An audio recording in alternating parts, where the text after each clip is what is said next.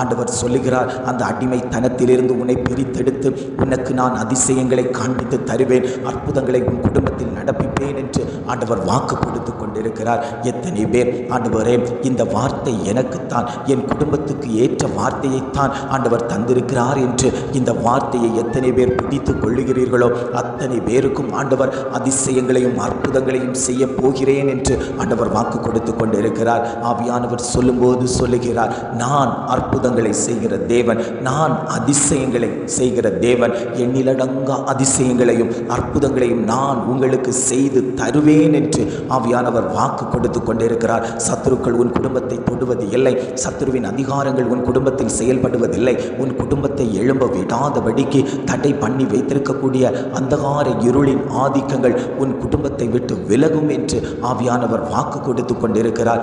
ஆவியானவரே, நீர் எங்கள் குடும்பத்தில் வாரும், எங்கள் சிறையிருப்புகளை மாற்றும் என்று எத்தனை பேர் அவர் சமூகத்தை நோக்கி ஜெபிக்க ஆரம்பிக்கிறீர்களோ அத்தனை பேருக்கும் இன்று ஆண்டவர் அதிசயமான காரியங்களை, அற்புதமான காரியங்களை அந்தந்த குடும்பங்களில் செய்வேன் என்று ஆண்டவர் வாக்கு கொடுக்கிறார்.